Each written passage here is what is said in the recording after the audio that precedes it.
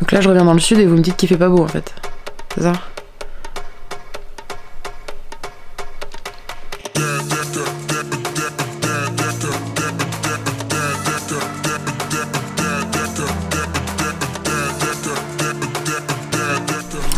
C'est vrai que c'est assez inhabituel pour le sud ce genre de temps. Bon allez, let's go! Coucou! Bienvenue sur cette nouvelle vidéo. Tu es le bienvenu, je t'en prie, assis-toi, assis-toi. Voilà. Comment ça va? J'espère que tu vas bien et que tu ne tombes pas trop malade en ce moment avec le froid et toutes les maladies qui traînent. Moi je suis de retour dans le sud et il ne fait pas beau. Voilà. Je suis vraiment très contente. Donc je suis rentrée de mon voyage dans le Nord et la vérité c'est que j'ai pas beaucoup avancé sur la rédaction. J'ai beaucoup fait de vidéos mais pas trop d'écriture quoi. Donc ça y est, c'est le retour des vacances, n'est-ce pas? Il est temps de se remettre au travail. Bon bah ça y est, plutôt prête pour démarcher. D'ailleurs je ne suis toujours pas chez moi. En fait j'ai encore ce problème là, en tant que débutante, j'imagine, d'avoir du mal à travailler vraiment efficacement quand je suis chez moi. Je sais pas si ça le fait à d'autres pour ceux qui travaillent vraiment depuis chez eux, mais je me suis rendu compte que ça m'a motivée d'écrire ailleurs que chez moi. Donc je me force à aller dehors, dans des endroits publics ou chez des gens, pour réussir à écrire. Une dynamique, je trouve, quand t'es pas chez toi, qui fait que c'est plus facile de se concentrer et d'être vraiment productif. Donc aujourd'hui, je suis chez mes grands-parents, qui sont adorables et qui sont super gentils et qui acceptent de m'accueillir pour que je vienne travailler ici. Moi je suis contente, je les vois en même temps, je vais passer une bonne journée. Ce que je vais commencer par faire là, c'est aller sur le site internet et commencer à noter tout ce que je vois qui pourrait être amélioré en fait. Je me suis fait une petite liste de points importants à checker, histoire de gagner du temps, tout simplement. Et donc je vais analyser le site pour voir ce qu'il en est. Donc c'est parti, je vais faire ma petite liste.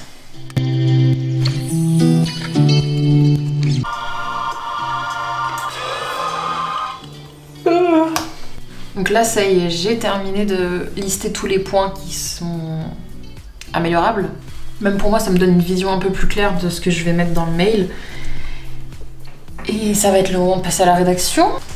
Je vais me faire un petit café avant. T'en veux un aussi? C'est quelque chose qui est vrai, il faut le savoir. On a vraiment besoin de café pour écrire. Donc là, ça va être la phase vraiment d'écriture du mail à proprement parler. Le but, ça va être de faire un joli mail qui donne envie aux clients de nous lire. Donc c'est parti, on va voir ce que ça donne. J'ai mis à peu près 3h30 là pour écrire le premier mail. En comptant les recherches et tout ça. 3h30, 4h. Après c'est normal, c'est la première fois que je fais cet exercice-là quoi. Du coup ça prend pas mal d'énergie. Ça va, je suis assez fière de ce que j'ai fait. Parce que c'est clair que quand tu fais de la rédaction, le premier mail c'est le moment de montrer un peu ce que tu sais faire aussi quoi. Donc faut que ce soit propre, faut que ce soit pas trop dégueu. C'est pour ça que je me mets un peu la pression, que je passe du temps dessus quoi. Bon allez on y est presque. Je termine la mise en page et puis on l'envoie ensemble. Vous êtes prêts? C'est parti? On y va? Ok. 3, 2, 1. Premier mail envoyé. Je suis un peu contente en vrai. Je pense que ça se voit. Je suis un peu contente. En plus, je suis fière de moi, j'aime bien le mail que j'ai fait, vraiment premier degré. Ça va, je suis quand même contente. On verra ce que ça donne. Bon, c'est que le premier, il n'y a pas de réponse, il n'y a rien, mais il faut célébrer les petites victoires. C'est une petite étape quand même, quoi. C'est symbolique. Voilà, on est content. Studio Rédac est officiellement lancé. J'adore. Bon, en attendant, là, c'est le week-end. Je pense que ce week-end, je vais faire de la vidéo, mais je reprendrai la rédaction lundi. Hello everyone! Il est lundi matin, c'est le début de la semaine. Il ne fait toujours pas beau. C'est un petit peu désolant. Et je vais vous raconter un truc. Mon petit péché mignon en tant que freelance, c'est de pouvoir m'autoriser le lundi matin d'être chill. Mais chill au max, tu vois. En général, ce que je fais, c'est que je réponds aux interactions sociales du week-end. Parce que le week-end, je me laisse un peu les réseaux sur pause. J'en profite aussi pour faire un petit topo de mes objectifs sur Notion. Et j'organise un peu ma semaine comme ça. Et cette fois, je suis chez moi. Quand c'est des petites journées comme ça, c'est pas trop problématique. Je suis même bien de travailler chez moi. Et voilà, c'est bon. Deuxième mail envoyé. Je suis très très contente. Cette fois, c'était pour un travail de traduction de texte que j'ai envoyé un message. Donc de l'anglais vers le français. Ça a l'air vraiment passionnant. C'est génial parce que j'ai vraiment l'impression d'avoir dépassé ce blocage que j'avais d'envoyer vraiment le premier mail.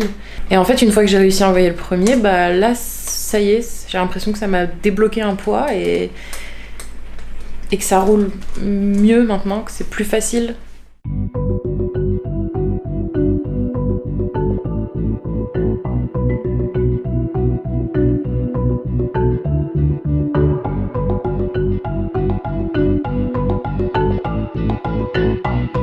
Et voilà, fin de la première semaine de démarchage.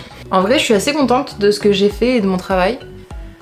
Parce que à partir du moment où j'ai réussi à envoyer le premier mail, du coup, ça a lancé vraiment tout le reste. Je procrastinais ce démarchage depuis des semaines, voire des mois. Et je sais pas, le fait d'avoir envoyé le premier, ça a vraiment débloqué tout le reste, toute la suite. Et cette semaine, je suis beaucoup restée chez moi pour travailler et c'était pas du tout un problème. J'ai réussi tous les jours à me mettre à mon bureau, à travailler sérieusement, avec envie et tout, donc c'était étonnant, voilà. Mais c'est bien, tant mieux, je suis contente. Cette semaine, il y a aussi La Flamme, qui est un événement organisé par Kylian Talin et qui invite plusieurs entrepreneurs ou créateurs à venir faire un petit talk de 15 minutes, je pense, ou peut-être un peu plus, une vingtaine de minutes, autour de la création. Et c'était très intéressant, et notamment elles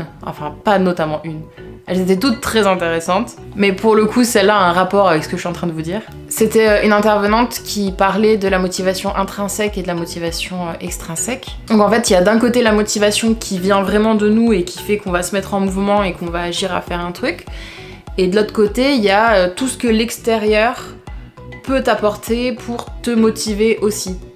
Et en fait, c'est important d'avoir les deux. C'est important d'avoir les deux parce que c'est deux vents différents qui peuvent t'amener plus loin, en fait, si tu utilises les deux plutôt que d'en utiliser qu'un seul. Et dans cette intervention, elle expliquait que la motivation intrinsèque, elle avait beaucoup de mal, dans certains moments, à ce que ce soit suffisant.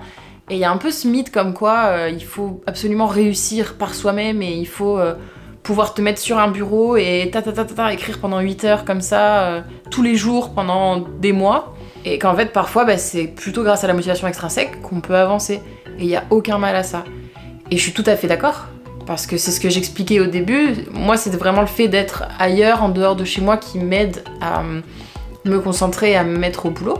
Et en fait, au début, ça me faisait presque peur, parce que je me disais, mais c'est pas normal, si moi, ma motivation à moi, elle suffit pas, si j'arrive pas à me mettre au travail de moi-même et que j'ai besoin d'être dehors ou d'avoir l'aide des autres pour m'y mettre. Et en fait, je me rends compte que non, c'est juste que l'action que je devais faire, donc démarcher des clients, c'était quelque chose qui me faisait peur. Et du coup, j'avais énormément de mal à l'appréhender toute seule. Je procrastinais parce que j'évitais le problème, en fait.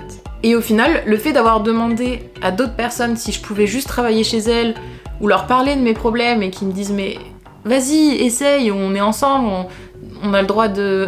on est ensemble, t'as le droit de te tromper », et en fait, ça m'a permis de sauter cette étape qui me faisait peur.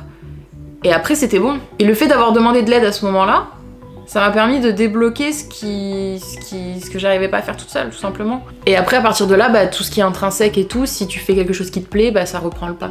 Donc je pense que c'est vraiment une leçon importante à tirer, c'est qu'il y a des moments où parfois t'as besoin de l'extérieur, t'as besoin des autres, t'as besoin de t'entourer, et t'as besoin de te faire motiver aussi par ce qu'il y a à l'extérieur. C'est pas parce qu'on travaille tout seul et qu'on est en auto-entreprise qu'on est obligé de travailler vraiment tout seul, en fait. Et s'il y en a qui arrivent d'ailleurs, bravo à vous, parce que vous êtes très forts. Mais c'est clairement pas une obligation. En fait, c'est important de s'entourer, c'est important de savoir ce dont on a besoin, tout simplement. Et si à ce moment-là, on a juste besoin d'aller travailler dans un café ou de travailler avec quelqu'un d'autre, c'est ok. Allons-y. Enfin voilà, ça m'a bien débloqué quand même pas mal de choses, cette histoire-là. Et je vais continuer dans cette voie. Dans la semaine qui arrive, je vais essayer de contacter des gens, mais pas que par internet, mais aussi dans la vraie vie. Donc en parlant à mon entourage, ou en allant voir des commerçants ou des gens qui pourraient avoir besoin directement. Donc on continue dans cette vibe-là, mais on va se tourner plutôt vers le monde réel. Si ce que tu as vu dans cet épisode te plaît, si le démarchage t'intéresse, si t'as envie juste d'échanger autour de la création ou de la freelance, n'hésite pas, tu peux m'envoyer un message sur Instagram, sur Studio Redac. Je serais ravie de te répondre et d'échanger avec toi. Ou sur LinkedIn aussi, si tu préfères. Ou tu peux me donner ton ressenti dans les commentaires, ça marche aussi très bien. Merci beaucoup et on se retrouve dans 2 semaines pour le prochain vlog. D'ailleurs, je te l'ai pas dit, mais tu fais partie de ma motivation extrinsèque. Bisous!